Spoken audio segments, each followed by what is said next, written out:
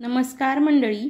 माझी बऱ्याच दिवसांची इच्छा होती की माझ्या मुलाला म्हणजे अमोदला तुळजापूर आणि अक्कलकोटला दर्शनासाठी न्यायचं. त्यासाठी आदल्या दिवशी माझ्या माहेरी म्हणजे अकलूजला मी मुक्कामासाठी गेलो. त्यानंतर सकाळी 5:30लाच तिथून निघालो. मुलांना काय बाहेर फिरायला असलं की खूप एक्साइटेड असतात आणि खूप आवडत असतं, कारण सगळे सोबत असतात. त्यातच आजी सोबत असली की काही विचारायलाच नको. सकाळी निघालो 5:30 वाजता. त्यावेळी बऱ्यापैकी अंधार होता. त्यानंतर आता हळूहळू उजाडत होतं. अमोदसुद्धा थोडासा थकलेला होता आणि त्याला थोडी भूकसुद्धा लागलेली होती. त्यामुळे एका ठिकाणी गाडी थांबवली, नाश्ता केला आणि थोडेसे फोटोसुद्धा क्लिक केले. त्यानंतर तसंच तुळजापूरमध्ये पोहोचलो. सकाळी 9:15च्या सुमारास आम्ही तुळजापूरमध्ये पोहोचलेलो होतो. तुळजापूरमध्ये कधीही जा, तिथे नेहमीच गर्दी असते.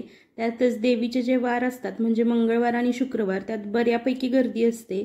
आम्ही गेलो तो दिवस धुलीवंदनचा होता आणि शुक्रवार होता, पण सकाळी गेल्यामुळे गर्दी थोडीशी कमी होती. देवीचं दर्शन सकाळी 4 वाजल्यापासून चालू होतं, पण त्यावेळी सकाळची खूप कमी गर्दी असते. त्यामुळे जर तुम्हाला यायचं असेल तर शक्यतो सकाळी लवकर या.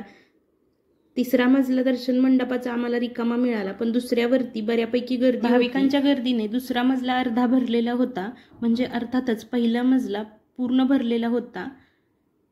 इथे बघा अमोद उड्या मारतोय आणि त्याच्यासारखीच बाकीची सुद्धा मुलं कुठं रॉडवर चढ, कुठं साईडला बेंच ठेवलेले होते त्या बेंचवर चढ, असे खेळ मुलांचे चालले होते. कारण एवढ्या गर्दीमध्ये मुलं शांत बसणं हे पॉसिबलच नाही. आम्हाला रांगेमध्ये इथे बरोबर 2 तास थांबावं लागलं आणि त्यानंतरच दर्शन झालं. इथे मुखदर्शनाची सुद्धा सोय आहे. धर्मदर्शनाच्या बाजूलाच असलेली लाईन आहे ती मुखदर्शनाची आहे. आम्ही मंदिरात जाऊन आतमध्ये दर्शन घेतलं, पण तिथे मोबाईल अलाउड नसल्यामुळे मला तिथलं शूटिंग करता आलेलं नाही. तुळजाभवानीचं छान असं दर्शन झालं, देवाचे आशीर्वाद घेतले आणि बाहेर पडून फेरी मारली.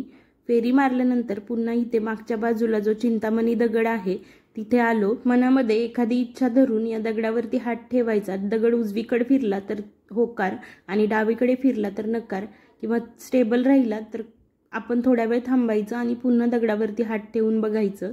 तुम्हाला यावरती विश्वास आहे का हे मला कमेंट करून नक्की सांगा. जशी दुपार होईल तसं ऊन तर वाढत होतंच, त्याचबरोबर गर्दीसुद्धा वाढत होती.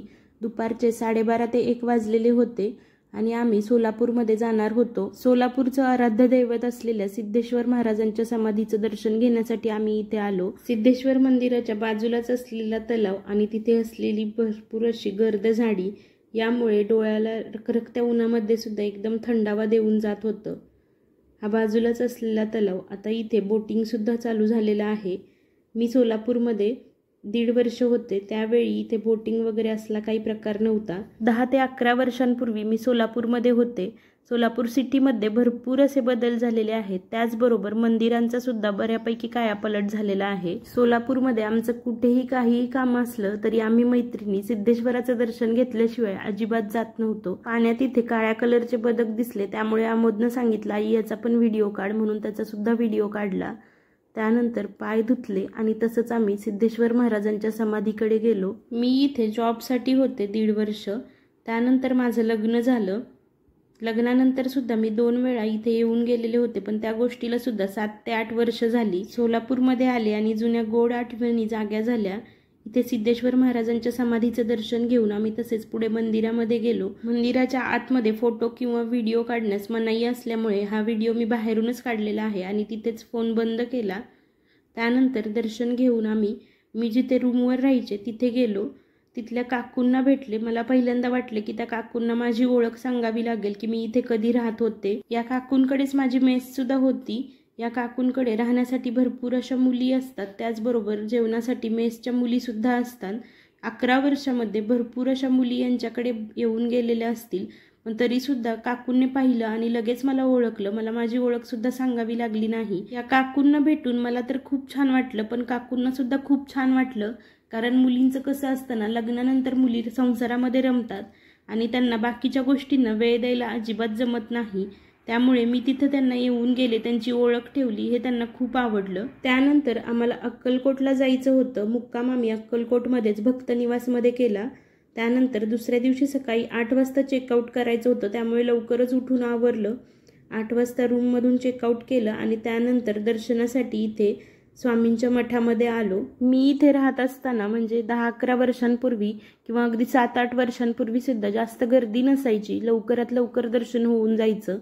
पण आता इथे अक्कलकोटमध्ये एवढी गर्दी होते ना, सकाळी 8, 8:15च्या सुमारास आम्ही इथे आलेलो होतो, तरी सुद्धा रांगेमध्ये आम्हाला उभं राहायला लागलं। आणि मंदिरामध्ये भरपूर असा बदल केलेला आहे। हे जो वरचा पोर्शन आहे तो त्यांनी पूर्ण बंदिस्त करून घेतलेला आहे। अगोदर संपूर्ण उघडा होता, का काय माहिती, पण मला हे अजिबात आवडलं नाही, कारण तिथे असा श्वास गुदमरल्यासारखा वाटत होता, कारण भरपूर गर्दी होती।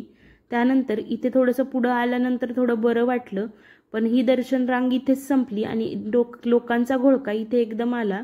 त्यामुळे दर्शनासाठी जाणाऱ्या लोकांची गर्दी झाली आणि आतमध्ये एकदम धक्काबुक्की लोक करू लागले, कारण प्रत्येकाला दर्शन घ्यायचं होतं। दर्शन घेऊन आम्ही बाहेर आलो आणि इथे समोर आता रुद्राक्षांपासून बनवलेली स्वामी महाराजांची प्रतिमा आहे, तिथे सुद्धा दर्शन घेतलं, काही फोटोज काढले। स्वामींचं सुद्धा छान दर्शन झालेलं होतं, त्यामुळे आत्म्याला एक वेगळंच सुख लाभलं।